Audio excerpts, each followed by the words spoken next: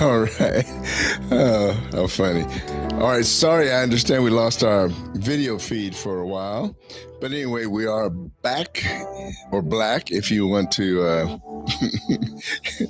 want to call it that. Hey, yeah, Dave. Dave was just telling me how incredibly exciting and just, I don't know, knowledge giving that was, that hour with Jim Bridenstine. I mean, it's got me excited. There's so many things going on that I had no clue. And I'm sure most of you, if any of you, knew everything that's going on in the area of space and technology. And what's really exciting is that because of his background now, he can bring a lot of this to Oklahoma. And to Tulsa in particular. The only thing that bothers me is I think the wrong mayor may get credit for it. Sorry, Monroe, but you're not feeding the palate as we would like. You know what? The best news I got out of it. What is that? Is we actually went to the moon. Oh, sorry, Joe Rogan, but no, he answered the one thing that bothered me that I didn't totally understand was the Van Allen radiation belt.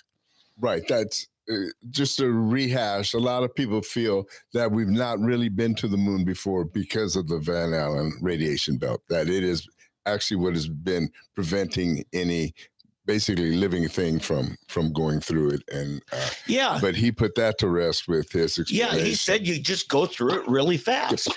Yeah. And I like how he likened it. Like I was at the dentist this week and they did x-rays. And the lady, when she gets ready to do it, goes behind this wall that has lead in it. And then she's also wearing this lead apron, this heavy apron. And right? they put a lead apron on you. Well, they don't do that anymore. The radiation's so low, they don't put the aprons on. But she's still going behind the wall? Yeah. The difference is I'm not taking x-rays 8 hours a day, 5 days a week. Right. She is. Yeah. She's living in that environment, so she's got a greater danger. Right. Thus, more prevention is warranted. For somebody that gets an x-ray once every 3 or 4 years. Right. A recent dentist I had, they were using like a smaller x-ray gun. Yeah. And they walk around with it.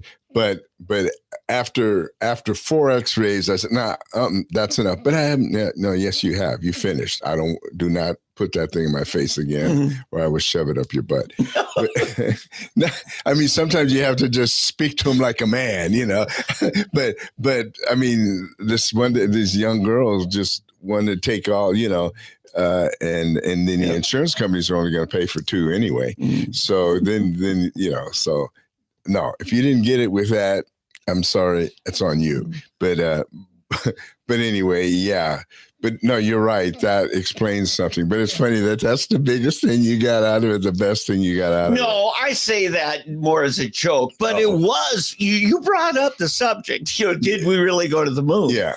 And because there are a lot I know that there's man-made stuff that we put up there. Right. The only question is left is, did humans go up there as well? Right. And and that's why the Van Allen thing, that only affects humans, doesn't affect the hardware. Right. So anyway, yeah. Yeah. So the thing that got me, I wasn't aware that China has still been going to the moon and sending things to the moon. I wasn't aware of that. Were you aware of that?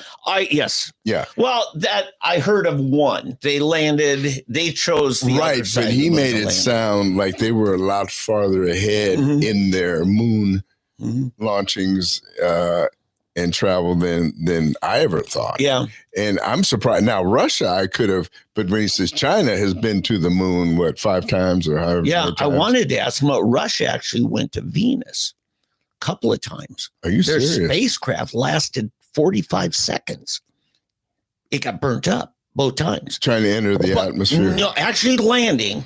Oh. But it was 900-degree heat they were landing in. Oh. And so they actually had some communication they were able to get for less than a minute. It burnt up, but it was still... Is there a dark side of Venus? I don't know. But it was still a huge accomplishment. We didn't find out about it because they kept it secret. Yeah, what's funny about that is, as you were saying that, I was thinking Venus, how is it? And then I remember Mercury, Venus, Earth. So they are that much closer to the sun than we are. Yeah. And that's why, it would be that much hotter. See, you and I read C.S. Lewis Paralandra, and we just get this image. Journey to Venus, like that. Journey to Mars, right. But I have to say that about, so Mars is a lot. Yeah, the problem, it's an opposite problem with Mars, because Mars, it's a cold situation versus the heat. A lot colder than C.S. Lewis. According to Lewis, we did fine on both planets. It was a fun book series. Great. I mean, it wasn't really about space travel to Mars or Venus. He just used those, but those are three with that hideous strength, the last one. But between those three books, to me, some of the greatest work that Lewis ever did. Yeah. I mean, it's amazing. Yeah. The two deal with how the devil is and so forth. And then how creation, if you, let me just tell you. So Journey to Venus is the one, or Paralandra is the original name, Paralandra, but basically it's Venus. Yeah. Okay. Mars was the first one. Well, that was first called Out of the Silent Planet. Out of the Silent Planet, but that was Mars. And then Paralandra was the Journey to Venus. Yeah. They've renamed both. Oh, gotcha. They've renamed the books. Yeah. So, but anyway, it deals with another Earth, basically, a creation with Adam and Eve on that planet, Paralandra. And this guy Ransom, the main character, he ends up going there, and he confronts Satan. And Satan is trying to tempt the Eve of Venus and get her to sin, to create the same fall as man on Earth, but mankind on Earth. But still today, what I'm amazed at is how C.S. Lewis was able to depict how the devil, that conversation between it is just the freakiest thing. You just sit there and it just, Right. And then he gets even more when you go to the Screw Tape Letters. Right. How the devil thinks, how he corrupts. Right. But as far as that one, it's a little easier, because Screw Tape is a little, it gets more theological and more into that. But this puts it in a real sense. Imagine if Adam and Eve in the Garden of Eden had some character like Ransom to answer the lies of the deceiver. Right, exactly. And keep Eve from eating the apple and so forth. And the thing I always like to harp on, not harp on, but bring out, a lot of people misread, or it's been not translated, but passed on mistakenly. So, like, do you know why Eve, what did Eve say to the snake? Oh, yeah, so we weren't supposed to touch it. Exactly. That's what we've talked about that before. Most of us think about Eve eating the apple. And yes, she got Adam to then eat the apple. But when Satan asks Eve, what did God say? And she says, he told us not to touch the tree. Not to touch the tree. And she had to take Adam's word for it. Exactly. And so I came to the conclusion then, once I read that, it was like a bing, light went on. And I'll tell you where it came to me. I was in Uganda speaking to kids. And they're like the Baptist teachings or more Baptist philosophy. You can't dance, you can't drink, you can't do this, you can't do that. And then, to me, the sin is not in the dancing. The sin is not in the drinking. In the drinking, it's getting drunk. The Bible doesn't say, do not drink. It says, do not be drunk with wine. It does not say, don't dance. It says, don't lust. And so what I realized, and it popped up when I was reading there in Genesis, that what Adam did, he told her, don't touch that fruit, because he felt he put an extra layer between, an extra step between actual sin and not sin. It was well-intentioned, though. It was well-intentioned, exactly. And so we do the same thing. Yes. But what happens, it actually has a reverse effect, because as soon as you touch it, well, I've already sinned, I might as well eat it. And so in dancing, you know, well, I've danced now, it's sin, I might as well go ahead and have sex. I've drunk this wine, I might as well go ahead and get drunk. I don't know if that makes sense to anybody, but if you really think about it and plan it out, that's what ends up happening. And we can do that with our children. That's why we have to be careful with our children not to put intermediate steps into the things we don't want them to do. Yeah. Because what will happen, they will misstep on one of those steps that you put in between their sin against you. Yeah. And then once they've done that, I've already done that, I might as well go ahead. I had a great pastor, doctorate of theology, Dr. Dan Beller, was at Evangelistic Temple for decades. He said, we criticize these liberal churches for taking away from Scripture. Problem is, we more fundamentalists and evangelical tend to add to. Eisegesis instead. Yes, right. And Paul told Timothy, preach the things that become sound doctrine. Right. Because by adding to it, you're just making things of man as important as God's words. Jesus said, my words are spirit and they're life.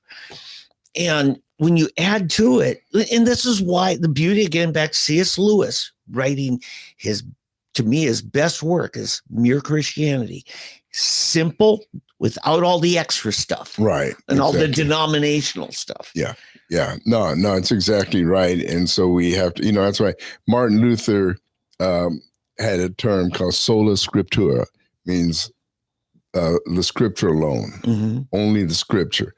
Don't throw other stuff in it. Don't try to, make up your new rules, your own rules, your extra rules, or anything like that. Stick with what God said and live with that. Yep. And it's hard enough. That's hard enough for you to not throw a bunch of other stuff in there. Yes. It's just crazy. You see, the only thing that can take us from space research to this topic is someone like Jim Bridenstine and C.S. Lewis. Yes. Yeah, we've been able to merge the two. There you go. He led us into the space trilogy. But no, seriously, if you get a chance, order it on Amazon. It's called the C.S. Lewis Space Trilogy. Yeah. There are 3 books: Out of the Silent Planet, Journey to Venus, and That Hideous Strength, which is, to me, it's a prophetic book. We've talked about that before. It's an end times book. It's an end times book, and it's prophetic. And but it's England centric. How did he? Yeah, but what gets me is the way he was so able to predict where we would be today with education, teachers, and it's crazy. It's literally crazy. Yeah, it's interesting. He shows that the educated are more easily duped than the more simple-minded. Yeah. The folks with common sense and rely on common sense rather than people that rely on their high intellectual attainment. Right. And even what they were teaching is the thing, that he gets into, and how they're basically leading these people or children, particularly in this community, astray, and teach. It's almost, it was a precursor to, what is the name of it? This Present Darkness. Yes, by Frank Peretti. Frank Peretti's book. That came out in the early 80s, I think. Yeah. And then Piercing the Darkness becoming the sequel to it. Right. Yeah, great Exactly, books. Exactly. I was my daughter's an author my niece is a author for Bethany House, and she was doing some big thing on Christian rights, some big convention, and she runs into Frank Peretti, and she says, I just want you to know, you just traumatized my childhood. And Frank's, I'm sorry. He says, When I read Piercing this present darkness. this present darkness, I couldn't sleep for a week. It's funny. I met him after he wrote the book. This was in Dallas. They had a Christian Booksellers, CBA, and convention, and I'm there, and they were giving away the book. Yeah, they had like stacks of the book, but nobody knew who this guy was. Wow. And he's there, and he actually looks like a kind of like a hippie. He's from Oregon. It was from Oregon, and he's just a scruffy looking little hippie looking guy, and very interesting, but very nice. But anyway, I think I left with like 10 copies of this book, and I was giving them to people. I had my book, but you've got one of his books right below you there. One of them. It's a different type. I probably do. You got a Frank Peretti book. Yeah, He's written so many now. Before him was Steve Lawhead, was the guy who I think he might have been on Bethany, but anyway, Peretti. He is an amazing. Right, he's kind of a C.S. Lewis type of thinker, that he can take spiritual truths and put them into allegory or into story and flesh them out. He's written numerous books since then. There's a new guy, Christian author. I cannot think of his name right now, but he's similar. He's a best-selling author, Christian author. Do you know any other contemporary? Does anybody come to your mind? I cannot think of his name right now, but I read all of his probably first 10 books, and then after a while, he would put a new. I don't know how these people do it. I don't know how they do it, because he would have a new book every 6 months. Yeah. And you read these things, and they're so detailed and intricate, and they all follow and have characters and new characters, and then here comes a new one and a new one and a new one. Because his books, they all were at a different period, but they always came back to like in one. People travel back in history. You find a guy in New York, and next thing you know, he's back in the 13th century or something. Yeah. And then you got a futuristic one, and it goes back. It always relates back to the same thing. So, but I cannot think of his name. Darn it! I'm sorry to even mention it to you. Okay, let's move on, Dave. How about some news? The bombing, the big thing I'm seeing right now is the second guessing on the damage we did to Iran's nuclear facilities. Yeah, that was a thing early in the week. No, it's still. I went on this morning, and there's still. I think they just beat that horse up for all they're gonna. They're trying. They keep on trying and trying and trying, and I think what adds to it is that Trump and then Pete Hegseth and others have come out doubling down on the damage we've done to the nuclear program. But then there's some like the Nuclear Energy Commission or some one of these groups saying, well, we don't think he really took out their nuclear. And they would know this how? Exactly. There's no way. It's just speculation. It's total speculation. Because even the report that started it all was classified as a low confidence. It was a speculation. Right. From satellite imagery. Right. My goodness. But Pete is going after him.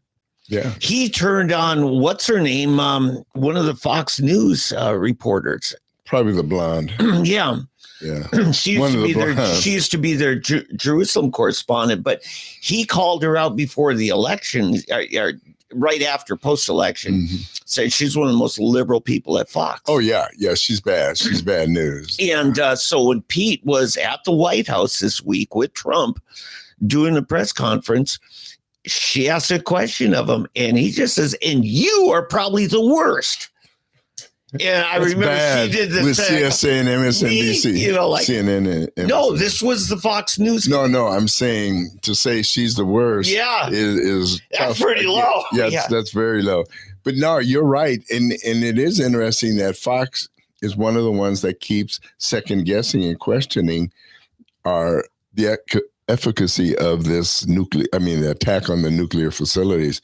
So it's, I don't know. I don't know what the deal is with these people. Jennifer Griffin, I think is her name. Oh, yeah. She's got real short hair. She used to have long hair. Yeah, she left for a while. She had cancer. Right. But she went to CBS for a while. Probably. And Griffin. Right. Griffin. And then they fired her. Yeah. From CBS to bring her, and Fox picked her up again. And now she's, So it's bad. So, So to me, that's just not much of a story. I think, you know what? Which is not much of a story. Well, here's the deal. I think the whole attack is not much of a story. No, they're acting like Trump oversold this as though there will never be a threat again. And we all know that's not true. No, even they and Trump didn't say that it's true, but they're trying to put those words in his mouth.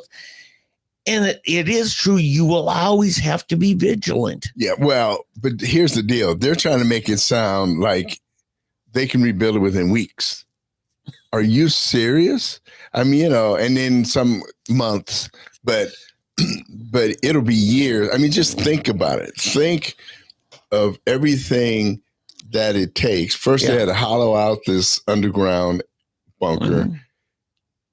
Put in all of it's like building a home and then furnishing it, to make it livable. Mm-hmm. Okay, with a nuclear facility, the time, effort, and money it takes to do something on that scale is just, let's put it this way, it's far reaching, it's hard to get there.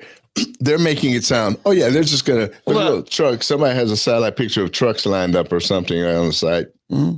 Like, they've loaded up their entire nuclear program into these 7 trucks, and they're going to move it 100 miles, and they're going to dig a new hole and set up or in a tent, and it's going to be back to business as new. But we can't tell whether they were loading or unloading, because it's very probable and very plausible that you'd want to put all your stuff in the most secure location you got, the one that they can't touch, or so they thought. Right.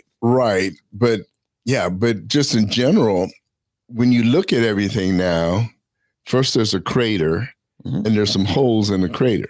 Yeah. And if you actually go and listen to the people who dropped the bombs and those who know, the first bomb goes in, creates a hole, and the second one comes in right on top of that to break through that hole even deeper. Except at Fordo, we didn't stop at 2.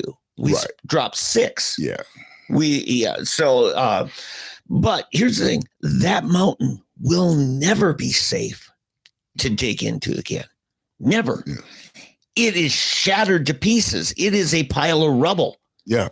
It is not solid rock anymore. And what Pete Hegseth is saying, that your aerial surveillance cannot even see the damage down below, because most of the damage is where the second bomb went through, or missile, whatever, air to ground, went through that first hole. Right. And it exploded underground. Right. So we have no idea. The people who are trying to, nothing happened. You got 1 million pounds of dirt fell into it. Right. So you're not going to see it. No, you're not going to see it. But here's the other thing. You just lost your top, 10 nuclear scientists. You're cleaning out their apartment, all of that. There's going to be top secret information. First thing you're going to want to do is get all that data, all the computer laptops, every CD disk, whatever, and get it to a safe place. To me, that's a plausible scenario for why trucks may be bringing things in prior to the bombing. I doubt they were bringing anything in because they knew that we were coming. It was just a question of when are we coming? What do you do with all the computers, the disks, all the data that these scientists have at their homes or at other offices they work. Yeah, but I wouldn't bring it to a facility that's about to be destroyed. I would take it somewhere else. What is safer? What is safer? What's safer than that place? I mean, that to me, that was the thing they had the most confidence in. Well, if that's the case, then yeah, I go with your reasoning. But I don't think if it was me and we've been saying we're going to destroy your nuclear facility, mm-hmm. I'm not going to take everything that's needed to run that facility and put it into the facility. Yeah. I'm going to find another place, mm-hmm. you know. It'd be like somebody saying we're going to come rob Fort Knox. Mm-hmm. I'm not going to take more gold and put it into Fort Knox. I know. I take it out. But so that's just how I'm here's the thing. The paranoia is so deep, so thick right now. With the media? No, I'm talking about amongst the Iranians mm-hmm. because of how penetrated they were by the Mossad, the secret agents. The only thing that bothers me is you have thousands of Iranians that would give anything to be delivered from the Ayatollahs. Right now, what they've been doing is rounding up members of Jewish synagogues, because they do allow Judaism there. I know. But they are now arresting them, calling them Mossad abettors. Right. But I'll be honest with you, I seriously doubt that the spies that Israel had in Iran were Jewish. I mean, just think about it. The smartest thing you can do would be to get Muslims or people that want to be free that have the access that can be able to do it. Yeah. Because the first thing you're going to think about, all those Jews did this, but it's much more rational to think that they would pick somebody else who is beyond suspicion. And I would think they would have been watching the Jews in Iran anyway.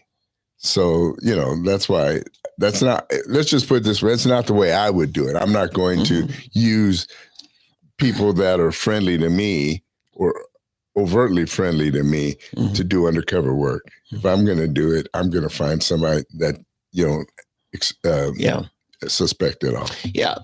As much as what the United States did with their bunker busters, the more significant damage to the nuclear threat was Mossad killing the scientists. Right. You know, because if you've got all the scientists you need, then yeah, you can start right over again. Right. Okay. Then it is just a setback. But if you don't have the scientists, and keep in mind, these are scientists that have been fully vetted very carefully, and they built relationships. Now, they had lost some of them because of, about a year and a half ago, there was a nuclear accident in one of these facilities that some people think was Mossad sabotage, and it killed a bunch of technicians and scientists. Yeah. So that's the kind of thing that creates a setback. But if you're Israeli, if you're an American, you have to know vigilance is an eternal requirement. Yeah. What bothers me about our media is that instead of focusing on what we know happened, they're focusing on what they would like to have happened. In other words, and which is crazy enough that they are actually pulling for the Iranians. Yeah. The hatred for Trump, it is totally TDS, Trump derangement system, syndrome. Sorry. I don't know what's wrong with me. I think I got up too early. I went to another meeting before we started today. But anyway, Trump derangement syndrome is it's not only prevalent, but it's metastasized. I mean, it's to the point where these people are insane. They are crazy with their hatred for Donald Trump. Anything that would sound good that Donald Trump could do, we're going to bury it. We're not going to see that. It didn't happen. Anything that they can bend to his detriment, they're going to champion that. And we don't care if we destroy our own country. We don't care if it's anti-American, if it's anti-whatever. We don't care. We got to get rid of that man because he is messing with what? And this is the thing. It's at the heart of it. Mm-hmm. Homosexuality. Homosexuality. That they are so the gay lesbian lobby. Okay, I could see that, but I think it's a lot bigger than that. Well, no, but see, that right now is what is controlling the mentality in America. I have some neighbors. Mm-hmm. They have a daughter who's a lesbian, and we're having a hard time. They won't even speak to us anymore. Yeah, because we're Trump. They know we're Trump. Yeah, we're I know. Republicans, and they now have basically think that we've been friends. We've been friendly. We don't have any problem. That's your family. That's your deal. Great. We hope you're happy. They're happy, but it's like they believe a lie. Exactly, and it's gotten so. And that's what I believe, because think of all the people, especially in the news media today, that either are gay or have a relative or friends that are gay. Yeah. So you're constantly faced with this, and that drives the whole a story we can get to a little bit later. The WNBA. Okay. And the hatred for. But I want to stay with your central premise here. Okay. See, I think that's more a manifestation. They are stoking up people who have passionate causes, for instance, the homosexuals. They really are not just stoking, but developing this another one, the transgender, which is different than that. Then you've also got, they used to love to stoke up the radical feminists. Now they sold out the feminists, right? But it's the globalists looking for ways to manipulate parts of the population. But in the end, they will sell them out too. Oh, yeah, sure. Obvious. It's about power. Oh, definitely. Yeah. But what I'm saying, but everything that overarches anything you're seeing out there, it comes back to that. Scott Bassett, okay, he's the Secretary of Treasury. Okay, what's the guy's name? Rich Grinnell. Grinnell. They're gay. Yeah. Okay. Trump has them. These are powerful people. It's their business.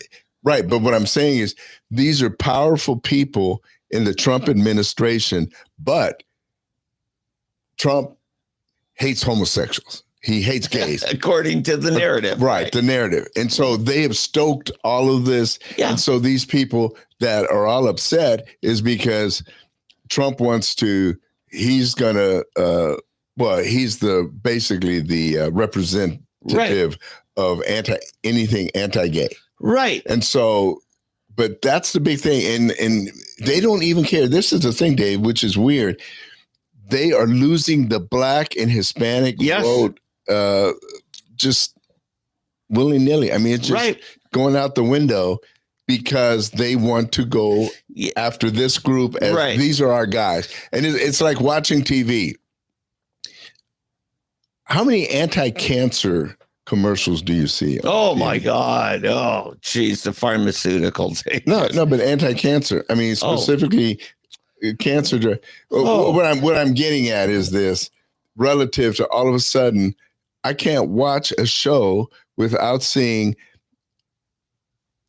AIDS medicines advertised and gay people, and this is on even on Fox and I can see it on Fox, but I don't think I've seen it on Newsmax. I'm not sure, but any movie I watch, any TV shows we watch, a series or whatever, you've got these, gay people living life, enjoying life with HIV.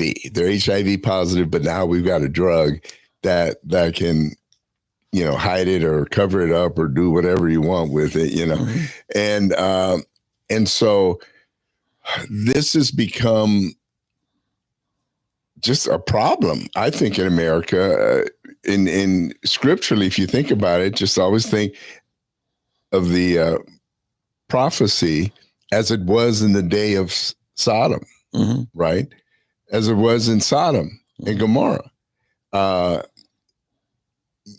We're at that point. We're at that point where destruction is near. I hate to put it any other way. I hate it. I don't want to think about it, but we are at the point, and what gets me is, why are people so bent on pushing this? I mean, it just baffles my mind. I don't understand it, how and why people, unless this is the ultimate expression of rebellion.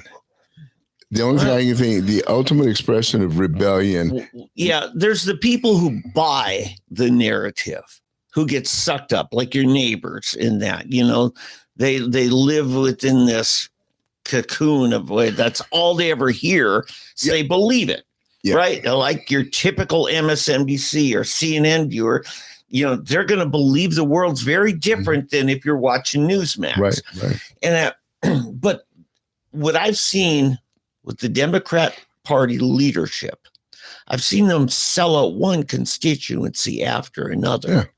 They've sold out the factory worker, largely sold out the union people, unless you're a government worker union. Right. But the manufacturing sector sold them out. Clinton did that. And the thing is, it takes decades for us to catch up with the fact that we've just been abandoned. And Trump brilliantly invited the Teamsters present to speak at the convention. You got different people. I mean, he literally gets some of the best thinkers, the best minds with the best discretion to be his advisors. Two of them make no secret about that they're homosexual. Right, exactly. But you know what? They don't make that my business. Right. So I respect they have a right to their own lives, just like I want respect with my life. I'd say 80% of Trump supporters don't even know these guys are gay. And J.D. Vance wisely told Joe Rogan just before the election, he says, the person that 20 years ago just wanted to be left alone, he wasn't like you and me, he's homosexual, and just wants us to let him live a life. He said that homosexual is a Trump supporter. Right. That is true. This other bunch is the in your face kind. They're believing a lie, and everybody's, they changed the narrative to all of a sudden, we went from sticks and stones may break my bones, but words will never hurt me, to words are violence, right? And because you're saying something that hurts me, you're a bully, and now I can come after you violently because of you just stating your deeply held religious convictions. So everything's changing. The Democrat Party is being occupied by this radical woke bunch, and the whole woke thing is in itself a kind of brainwashing. Oh, sure it is. It's totally a total brainwash. Yeah. And they don't even see that they are just marching towards destruction. Mm-hmm. I mean, destroying our nation, and foreign enemies look at it and say, this is great. Let's keep going down that road, I just don't understand it. I'm trying to figure out when and how. I mean, the only thing I can think of is to go back to the Clintons. Yeah. But what's weird is if you look at Clinton today, the Clintons, Bill's two terms, it wasn't that bad compared to where we are today. Right. In fact, one of the things that's been reported on a lot in conservative circles and on our newscasts and so forth is how Bill Clinton spoke very directly against illegal immigration and deporting illegal immigrants. Same with Obama, even. But nobody wants you to remember that. Right. Yeah, it went on the record as opposing gay marriage. Even Obama, he said civil unions, yes. Right. But and then all of a sudden it changed, and nobody wants to be reminded that Obama was just as much opposition as G.W. Bush. Right. And so the question is, why all of a sudden have things turned to the point where it's so aggressively, it's not enough anymore for us to be accepted. We have to be pushed to the forefront. No, you said the magic words there. It's not enough. I have a cousin who is the legislative director for a U.S. congressman in Minnesota, very liberal. And I said, okay, how much will be, it was about spending on some social program. How much is enough? He said, just a little bit more. It's always just a little bit more. Their position is about pushing the envelope. What was their goal 10 years ago isn't enough anymore. And it's the constant changing thing. And this is also about the kinds of issues, because they don't want to fix problems. They want issues to get elected on. Right. And the problem is there's suicidal issues. Mm-hmm. Yeah. Because if we go down that road, it will lead us to destruction, because China is not going to let homosexuality run their country. Russia is not going to let homosexuality run their country. Nor will a Muslim country. Or, that's another third of the world. Okay. But, they don't tell the people that. This is right. But so let me ask you that, whether they tell them or not. My question is, how do you get people like Chuck Schumer and his ilk there in Congress? Even on the Republican side, there's some that feel that we've got to push this stuff. We got to push this stuff. But see, they don't. Do they not see? They don't believe. No, they don't believe it. They believe in power. They will use whatever lever, whatever issue gets them power. So it won't reach us because we're at this higher level. Oh, yeah. They'll get their power. Remember, that's what they think. Remember, they're for gun control because they have their own security. Mm-hmm. They don't have to live under, or at least they don't believe they'll have to live under the things they advocate. But the people, and here's the key to it: keep them from thinking. Encourage them feeling. It's an emotions-based effort. And fear is one of the most powerful things politically. Fear is very powerful. Oh, yeah, sure it is. And if you're just like your neighbor's been listening to all kinds of crap, telling them to not just fear Trump, but anybody who buys his stuff. So that's the thing. They have believed a lie. To quote an old Willie George and Ken Copeland Christian movie, Gunslinger, Ken Copeland comes to town. He says, these people believed a lie and they died for it. After a shootout where most of the men in the town got killed. If you believe a lie, it can kill you. You don't want to believe a lie. So he's critical thinking. Honest questions. Ask them the questions like we had Bridenstine in here just last hour. And, I said, look, there's just one thing I don't understand. I want to believe what you say about men going to the moon and this. And he explained it in a very rational, reasonable way. You got to confront the things that are uncomfortable, the things that you don't have an answer for, instead of just presuming. Yeah. People live in their echo chambers and groupthink. That's a worse thing is groupthink. Yeah. How many times have you reshared something on social media that made sense, and then somebody said, that's not really true, and you felt stupid because you shared it? Yeah. So, that's your phone. You actually are connected to Bluetooth. Turn this thing down. No, but it's not on. The green light's not on. Okay. Somehow I was hearing my headphones. What, the buzzing? A beep. Oh, that is weird. Maybe I wasn't. Well, anyway, So yeah, it's a crazy thing. Oh yeah, So yeah, it's totally nuts. But here's the other thing, and this follows that same template, but it's in the financial sector. CNN wanted to believe that, they're going to come right back and they're going to be a problem. And they interviewed one guy, a Democrat congressman. He says, they're going to now take this nuclear program and go underground. Like, yeah, I know. We just bombed their most underground facility. It's like, how stupid can you be? They're going to take it underground. Sounds like something Hank Johnson would say. Yeah. So they don't want to believe that Trump could actually be successful. Let's take it to Jerome Powell in the Fed. Oh, man. Jerome Powell, his job is to respond to shifts in the market. Right? He's no longer following that. He's now believing his own unsubstantiated belief that tariffs are going to create massive inflation. And so instead of responding when it comes, he's now implementing ahead of time.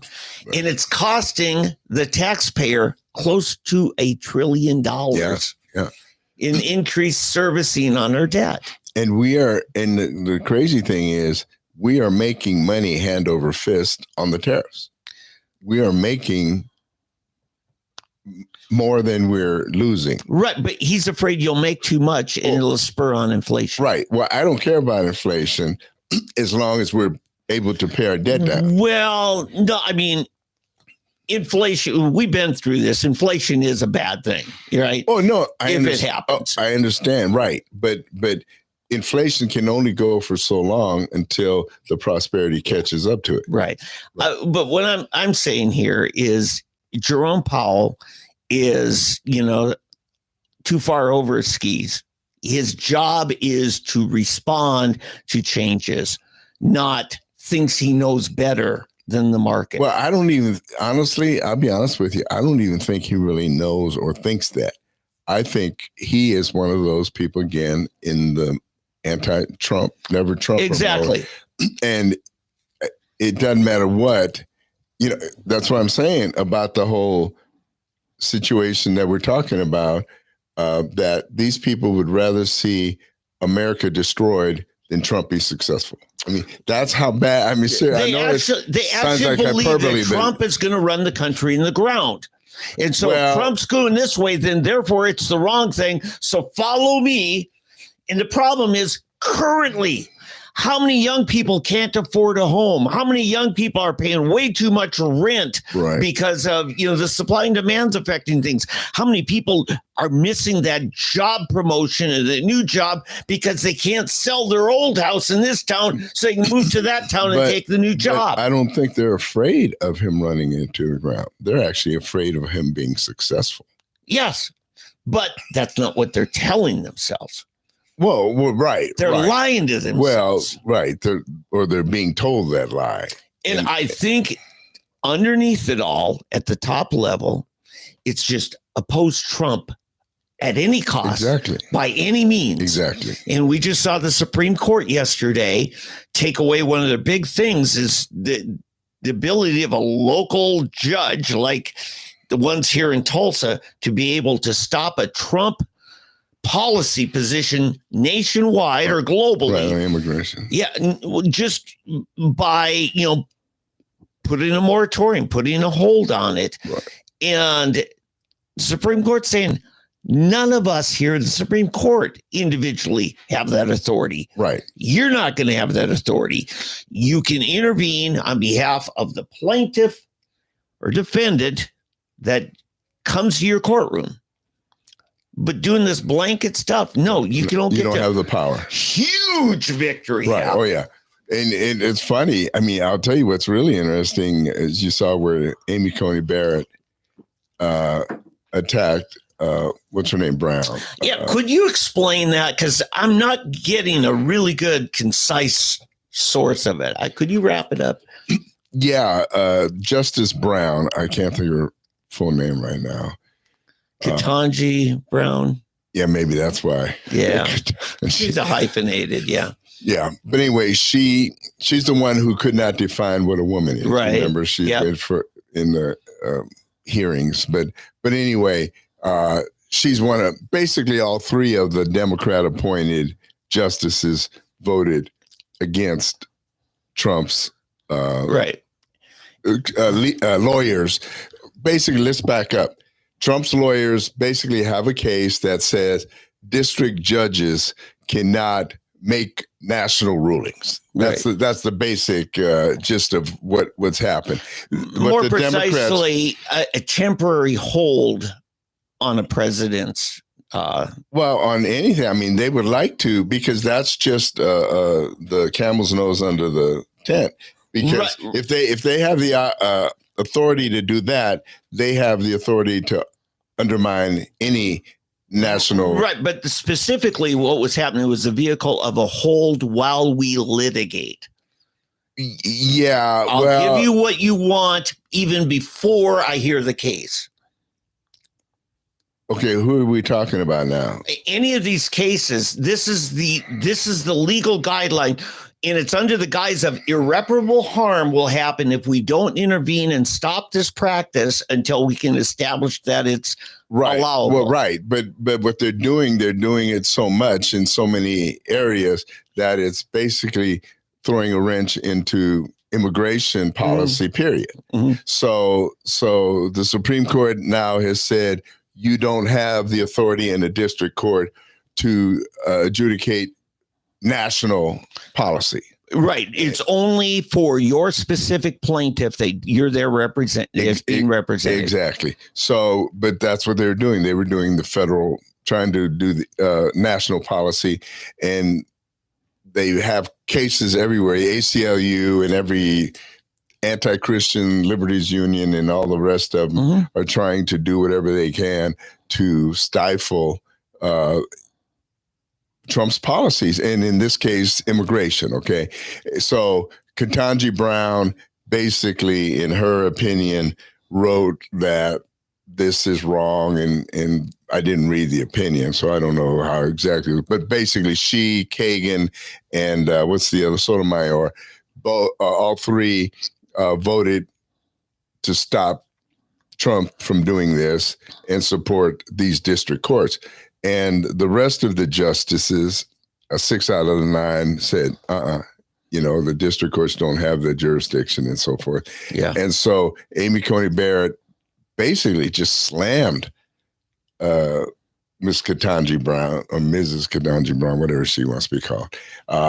She just basically cut her down, saying that her reasoning essentially is totally without basis. So Ketanji Brown wrote the minority opinion, right? Okay. And so what you specifically, to be real accurate, was she's going after that argument. Yeah. How do you not take it personally? Yes. It's like, you're talking about how does Ketanji Brown not take it personally, what Amy Coney Barrett did? Yeah, right. I mean, saying it wasn't. Well, it was personal. I mean, well, yes. I mean, to be honest, it's that argument is crap, is basically what she was trying to say. Yeah. But she didn't say you're an idiot and you're ugly too. It was not that personal. It was that argument is full of crap.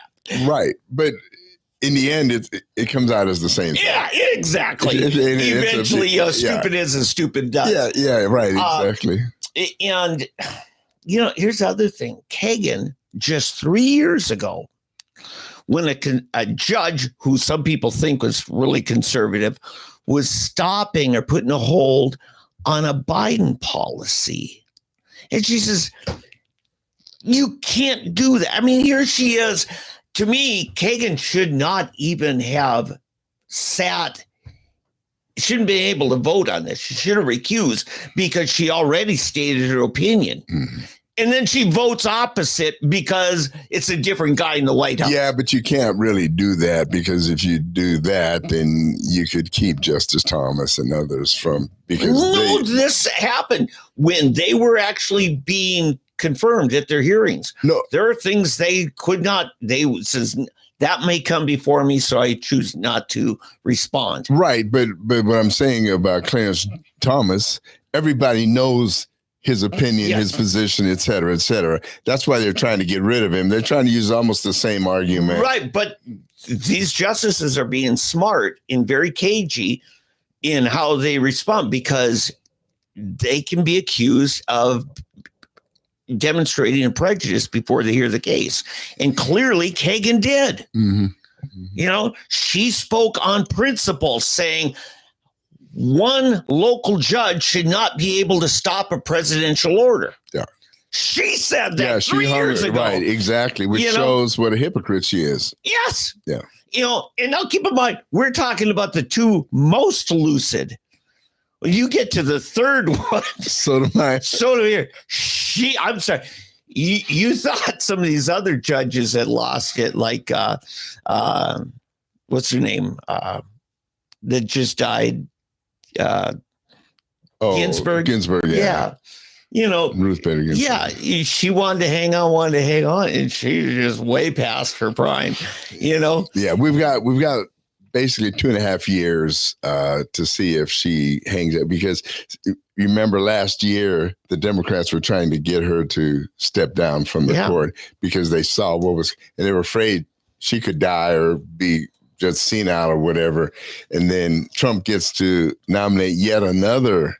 Then it'd be 7-2 versus 6-3 right now. So. Yeah, but Ginsburg had already gone through 2 different cancers treatment, you know, and stuff. And but this is different. Sotomayor apparently is losing it mentally. Yeah. So is Joe. You know? That doesn't stop a Democrat, does it? You see, trying to convince somebody, listen, I've got some experience dealing with people who lost it up here. You know, what I'm talking about is, you know, an intervention for somebody with a mental illness and psychosis. But you know what? Dementia is a distinction without a difference in many ways. Yeah. And trying to convince somebody you need help, and they're the last to know they need help.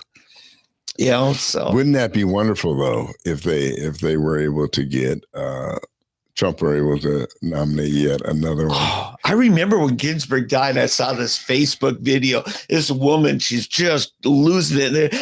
You had one job. You couldn't live 6 more months. You know, just like, it's just. You had one job. Because that's what led to the Amy Coney Barrett, which led to the Dobbs decision, getting rid of Roe versus Wade. It was, she kicked the bucket 6 months too soon. Yeah. You know, so it's oh man, that's what happens. Politics is awful, really. It's awful. It wasn't, yeah. So anyway, I guess we can wrap it up here today. Well, I've got some sports. I was getting ahead to sports, but go ahead. Yeah, it might be the same thing. I tell you what, you and I have talked about all this, you know. The NCFL, we've talked about the pay for play. I mean, we basically have no salary caps and total free agency, right. But we talk about the super conferences. And where we left it, when about year and a half ago, we started talking about this realignment and how the Big 12 came out shining. ACC somehow sucked it up and kept it together. We really thought they were the ones. Well, the Pac-12, we left for dead. Well, the Pac-12 went shopping. And now it's the two teams. Yeah. Now, they waited it out because if they keep the conference doors open for a certain amount of time, they get all the money that these other people that left get. So now that that's done, the Mountain West, I said, that's going to be the next one that they're just going to pick away. And I found out 5 schools are joining the pack, 4 of them from the Mountain West. So San Diego State, who definitely should have been in the pack. I mean, they're the ones that brought us Marshall Faulk 20 years ago. They're just fantastic. So you got them. Fresno State, reasonable. Utah State went there. Okay. Colorado State, who's really started to play some pretty good ball. So those have come on. Then they took your old stomping grounds, UTEP, out of Conference USA, straight from Conference USA to the Pac-12. Yeah. That's interesting. So now what's going to happen to Mountain West? And remember, they split off from the Western Athletic Conference, the WAC, right? And the WAC is really bothering. Question, what conference is Boise State in? Oh, yeah, that's one that came over. Okay, that's what I was going to say, because they should have been the first one. Well, a lot of people thought that the Big 12 should have taken them. And there's a good argument for that. Yeah, you're right. But anyway, the Pac-12, as it got that going on, now the WAC, or not, the Mountain West, they're starting to grab some. And I think my brother-in-law's alma mater, he's a big booster for South Dakota State. See, that's what I've been wondering. Why is South Dakota State, North Dakota State, and I think it's South Dakota is the other one. I think South Dakota, both, they have two teams that are always in there. Really, North Dakota State, which who's that the Red A quarterback for Philly a few years ago? Weiss or what? Oh, yeah. He's the backup to Mahomes now. Right. I forget. Yeah, he came out of North Dakota State. Okay, right. But in South Dakota State, which won like 3 years in a row, won that Division II. That's the next lower division. Yeah. But so you got people like that coming over, and now they're looking for some football-only schools. What I didn't mention, though, is here's the 8th school. The Pac needed 8 schools, the Pac-12, in order to get in the playoff. To get to 10, yeah, they had to have 10. They picked this upstart from San Marcos, Texas State. Oh, okay. So that's going to be the 8th school. What's the one in it's UT San Antonio. Yeah, but Texas State, the one to me to watch is North Texas. UTSA. Yeah, San Antonio, yeah. Yeah, that's the one that really, I think, do you know how many students UTSA has? I heard it's a massive amount. 70,000. Yeah. Man. Nobody's ever. Now, of course, a lot of them are home based because it's in San Antonio and they, but still 70,000. Texas Tech has 40,000. Yeah. And Texas has 80-some thousand. Yeah. But 70,000 in San Antonio. Yeah. I mean, that's crazy. So they definitely, hear me now, believe me later, but within the next probably 5 years, they will be up in D1 into the big leagues. Yeah, no doubt. And really, because Texas is such a good football market for TV, it's good for recruiting. Recruiting. Because that's where that in California and Florida. Those are the 3 schools. And then Ohio.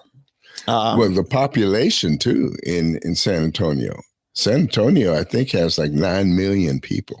You got that whole corridor from Austin to San Antonio. Yeah. It's that's like why you one can't, town after another. You can't. There aren't enough lanes on the road. It's just bumper to bumper all the way to Austin and Waco, Austin. It lightens up a little bit when you get south of Austin, but it's a nightmare trying to drive that drive. Yeah. So this is, some amazing things happening now. It won't affect this next school year. It'll be the year after that you'll see that alignment. And I don't know what's going to happen. ACC somehow seems to find a way to hold things together. We thought a year ago Florida State was gone. Yeah. And but what happened here? Got Florida State and Miami. Those are the two. Miami, and I don't know why Clemson and North Carolina. Yeah, so there's 4 schools right there that could be. Now, here's what could happen. I would love to see it. Have those 4 join the Big 12 to make it the Big 16. Because the SEC are they 16 or 18? SEC is like, and in the Big 10, they both have at least 16 teams. Wait a minute. We've got 16 right now in the Big 12. Yeah. Oh, okay. I'm sorry. Excuse me. Yeah, I know things happen fast. Yeah. But the SEC, aren't they close to 20? And same with the Big 10 getting close. I know it's a lot. Do they have 18 then? I think so. Yeah. Maybe it's 18. So yeah, we've got room for a couple more.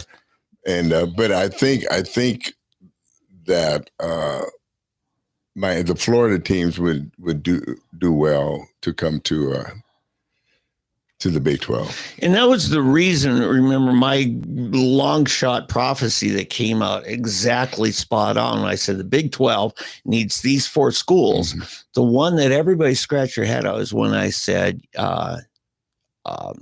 University of Central Florida. Florida, having a Florida school is so helpful for recruiting. Yeah. And, a lot of people think, why? But every coach knows why. Right. See, the thing that helped the Big 12, and this year they didn't do so well, but it is basketball. Yeah. Basketball is the thing that really helps the Big 12. And, I have to say, top to bottom, it's still the best conference. Houston really did us well. Oh, yeah. And what I'm sad about Houston as a new member is their football kind of fell apart. They were really good right before they came to us. And then Cincinnati, same thing. The Bearcat football was awesome. You're right. But you're going to have that. Yeah. No, they can rebuild, come back, and they should with the new power conference. Mm-hmm. So, yeah. But it's one of the reasons why Ohio State's always a good football team is it's a big sport, not just in Ohio, but Western Pennsylvania. Pittsburgh area, a lot. Joe Montana came from Western Pennsylvania, So anyway, that was the one sports I thought, we never did talk about this. We knew it was coming, but now we're seeing it. So you got a revitalized pack. Yep. I was actually going to talk about the WNBA and Caitlin Clark. Yes. There's that. Oh, by the way, just a real quick, the Thunder. Yeah, I don't know how we didn't. Yeah. I was thinking, was that the week before this week? No, it was Sunday night. Was the Thunder. They first time national champions. That's just wonderful. They set all kinds of records. Evidently, it was the best win-loss record of any team in the NBA. And what's interesting, what it shows though, what's really the cool thing about it is that no superstars. You didn't have a Kevin Durant. You didn't have a Michael Jordan. You didn't have a Kareem. Right. 13, 14 years ago when they were in the finals. Right. And against LeBron and that. Okay, we already knew that Durant was good. Right. But Harden and Westbrook, they were still up and coming. I mean, they said about them, this is a young team. They literally rebuilt. Mm-hmm. And that's what happened here. Just 2 years ago, Thunder were one of the worst teams. Yeah. Now, what's weird is we say we don't have any superstars or name guys, but what's the main guy? He ended up being the MVP of the whole NBA. Mm-hmm. But he's got the 2 names. Alexander, something or other. Or something Alexander. Yeah, I don't know. Yeah. So, but it's just so nice how humble they all are. And they're a team. They are. That's it. They like each other. They're that's the problem.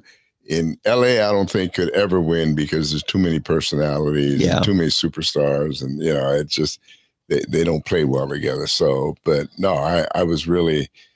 I have to confess, I was a little worried there. Well, and I wonder if that guy hadn't torn his Halliburton. Yeah, Halliburton. Boy, did that look tendon. Nasty. I knew enough when I saw all of a sudden that distended ankle alpha when the heel goes down to the floor. Oh my God, that's an Achilles total rip. Yeah. Yeah. It's bad, but and so you feel bad for him, but at the same time, you have to wonder, and I'm sure Indiana's thinking it, would we have won with him there? And Halliburton remained with. Well, they ran out of gas, right? I mean, they were leading at halftime. Yeah. They all sucked it up. But he went down the third quarter there. No, if it was middle of the first. Oh, was it in the middle of the first? Yeah. Okay. Yeah, and that's why I thought, because when I saw that, I told my wife, I said, look at that ankle. I said, he just totally ripped his Achilles. Mm-hmm. I said, it's over. And then at halftime, I thought it was over. Over. But then that third quarter, that's where they really poured it on. And, the depth of the team.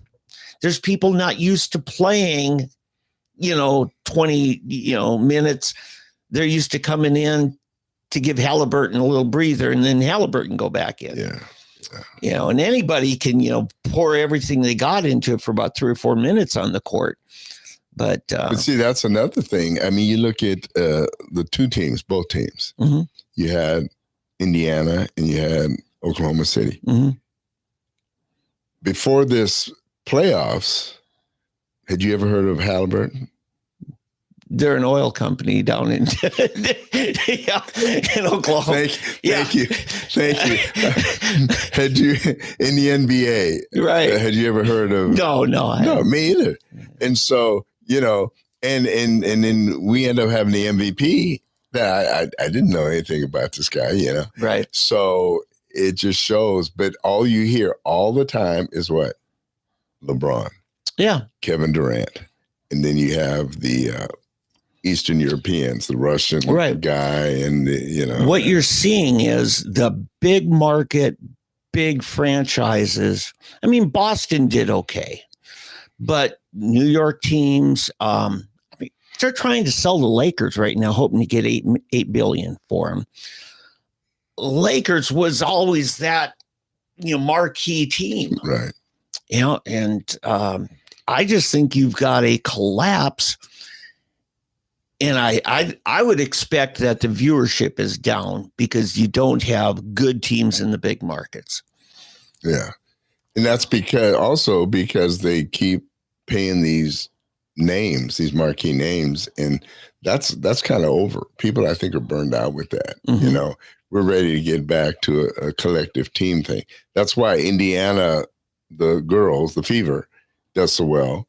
Caitlin Clark drew it to it, but there's a team mentality. Mm-hmm. The people are bought into the Fever, not into Caitlin Clark necessarily. Yeah, especially with this new gal come on that's really, I mean, she's Kelsey. She's photogenic. She's good. Oh, no, you're talking about Lindsay. I think it's Lindsay something. Yeah. Or something Lindsay. Yeah, really tall, blonde. Yeah. Yeah. Well, see, she's the sixth man. She's not even a starter. Yeah. Well, it made her popular. Why she's come on. Because in that game where the girl attacked Caitlin, she took her and threw her off the court. Mm-hmm. And then they were getting ready to get into it. It was good to see. But I honestly still think Caitlin Clark should have gone to Europe. She had an opportunity to go last year, $100 million they were going to pay her to play in one of them foreign countries. And because the WNBA, it's becoming more and more clear. People are starting to write about it. What's his name that works for the Blaze, the black guy? He used to be on Fox Sports. I can't think of his name right now. Anyway, he just did a whole piece on it, and they just do not respect. It's full of lesbians. I don't know if you mentioned this earlier, and they hate Caitlin Clark because of what she stands for. Really? Nobody really told me what she stands for that I'm supposed to be so offended by. Because she has stayed as non-political as she can. Oh, no, she has, but she has a boyfriend. And how dare that? Yeah.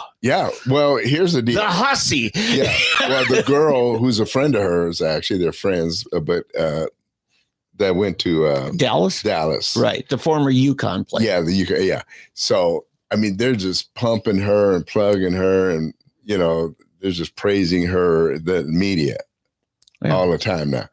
And it's because, and she's just come out, it's been revealed she has a girlfriend. So these are the things that we have to deal with. This is the thing that America is faced with today that, again, I get back to our earlier conversation that the gay nation, and here's what's sad. Here's what's really sad. You have people like the two guys we know of in the Trump administration, but there are many, many, many more that they just want to, whether we agree with it or not, they just want to live their lives. They want do your job, do it well, and they do. Right, they do, and just don't worry about our, That's sexual preference or whatever. Okay. Don't make it my business. Don't make it my business. Exactly. But it's not enough. In the WNBA, these girls came in, or same with soccer, girls soccer. Finally, they got rid of Rapinoe.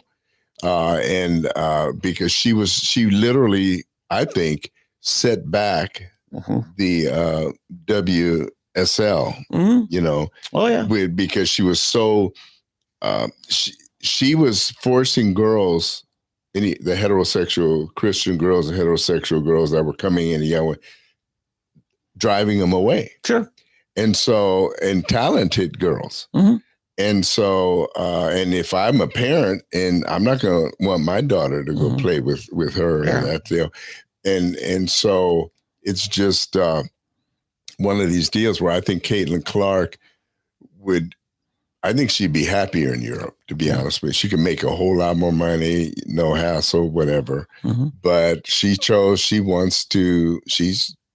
faithful to her country and the league. And so, but somehow the league is going to have to come to grips with this, or it's going to be destroyed again. What really happened, I mean, longtime customers, my business, a family, pretty wealthy family, their daughter, full scholarship, play soccer for Missouri many years ago. And the hazing, the lesbian hazing is horrible. Oh, I believe it. And she literally, her soccer career was ended in a scrimmage within her own squad.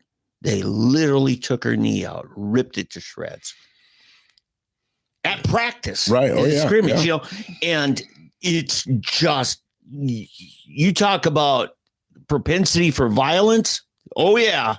I mean, what you're seeing in the WNBA is a side of very violent women. Right. Yeah. But that's the thing about the Fever now, that they have these, 2 strikes against them. You have heterosexual white women. Yeah. 2 of them are blondes. That's another thing. So, and they can't stand that these 3 are dominating the media. Yeah. Because they're winning.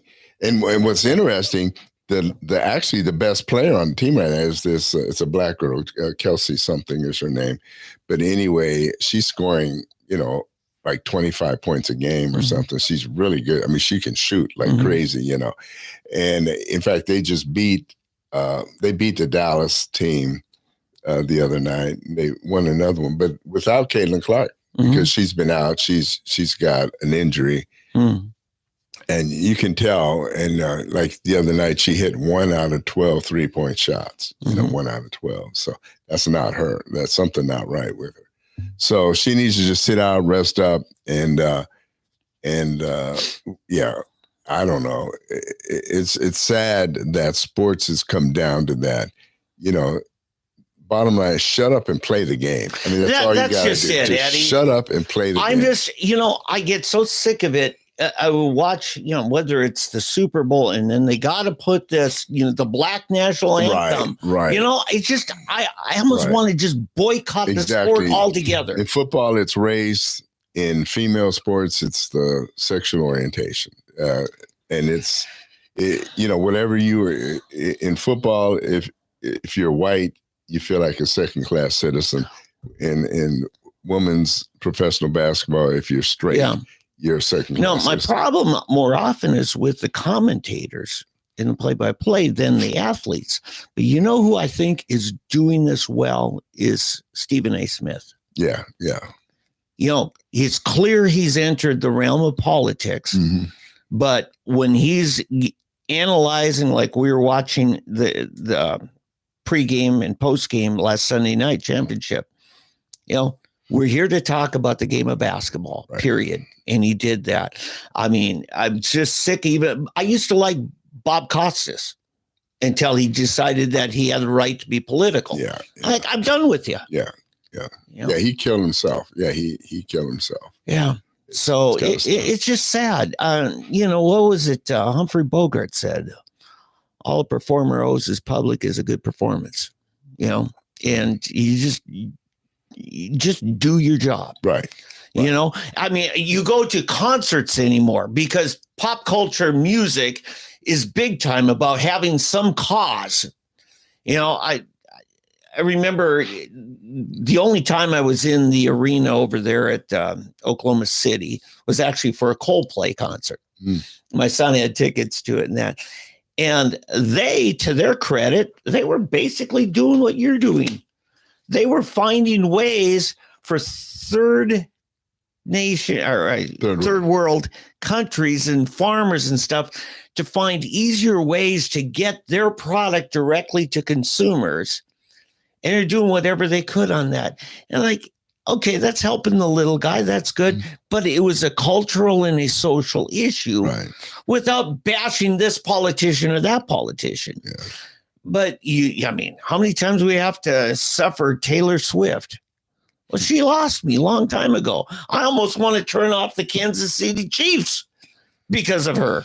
Yeah, I think she's hurt them. I think she's actually hurt them. Yeah. It was just, this is just sad. Yeah, we better wrap it up. Hey, I hope you enjoyed the Jim Bridenstine. That was impromptu. I had breakfast with Jim and a couple other guys. We meet every couple of weeks or so. Yeah. And he's been wanting to come on, and we've always had other guests on. So I called Dave to see if we didn't have anybody today. So yeah, I said, Jim, you want to come with me? He said, yeah.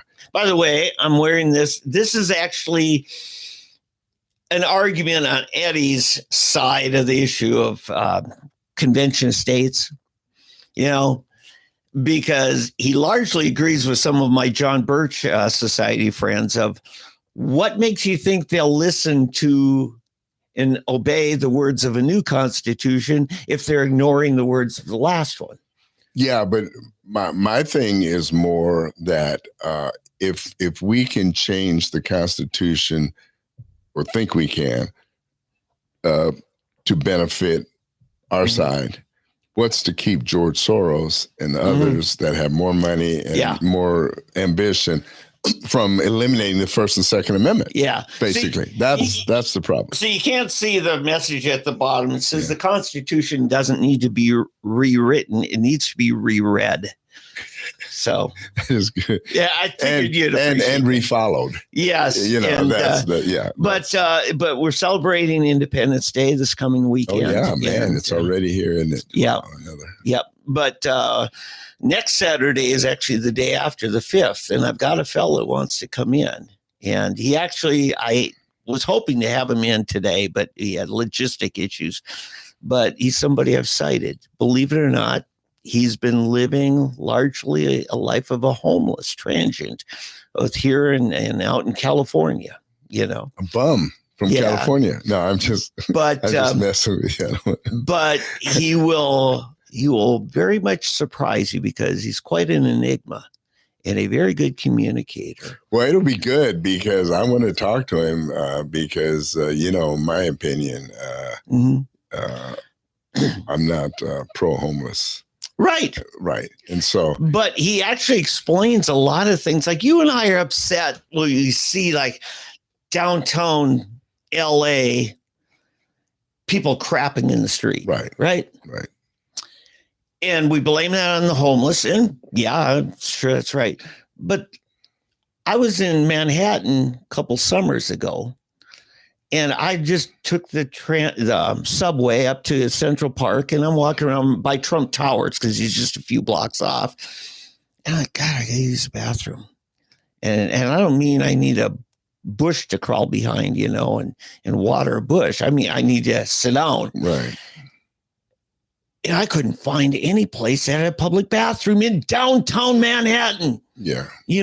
And no wonder. If you don't have public bathrooms, don't be surprised if people just can't hold it anymore. Yeah. So, these are the kinds of things that I think he can give us a better perspective on. Yeah. No, I know that whole deal. I had that experience in Venice. Mm-hmm. And Venice, Italy. There's no place to sit down on the whole, no place with chairs outdoor, little cafes. Yeah, and then bathrooms now, and so if you better be peed up or whatever you want to say, either that or maybe that's why the water is contaminated. You're not allowed to, if you go in there, you might just die of poisoning from the water around Venice. You've done missionary work in Europe. Aren't there big cities where they have pay toilets?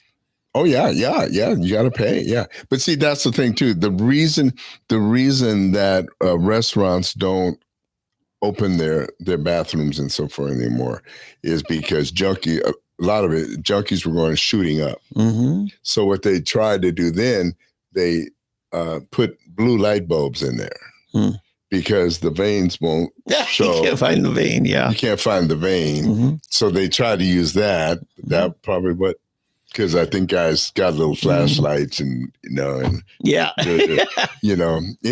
It's funny. What's it? Necessity is the what is it? The mother of invention or whatever. Yeah. But so they basically closed down all the public bathrooms. Yes. And what does it do? The homeless in the streets. They got to go. And that's why Robert Kennedy. No. The Crystal Cathedral. Schuller. Robert Schuller explained to me back when I was in college studying business. He said, you want to be a success, find a need that's not being met and meet it. That's how you get successful. Yeah. Somebody wanted to start a company building public restrooms. There you go. I mean, they're already doing it all over Europe. LA, hello. Yeah, and then just get the city to pay for it. Yeah. I mean, you might as well to keep people from crapping on the roads or the streets and whatever. Just say, city, you pay us so much, and we'll set up these private bathrooms public bathrooms for the homeless and whatever, and then at least you keep that off the streets. You know how the Oklahoma Turnpike Authority did when they built the original sponge? They would have restaurants along the way that had exclusive, right?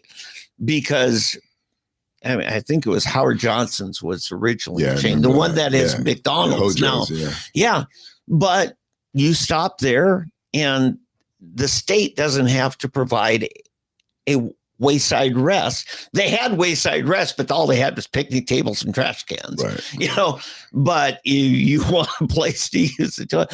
So it was a way to shift a cost from taxpayer to a user fee. So anyway, so next week, hopefully we will have him in. That'll be interesting. It'll be interesting. Then in 2 weeks, we might start live a little bit later, and the second half of our show will be able to sit down with our candidate for Attorney General, the only one in the race right now, John Eccles. Wow, that would be so we're going to have a good next couple of weeks. Stay tuned, stay with us. And share this with your friends, especially the Bridenstine segment. That's fantastic today. Yeah, sure is. All right. See you next week. Yeah.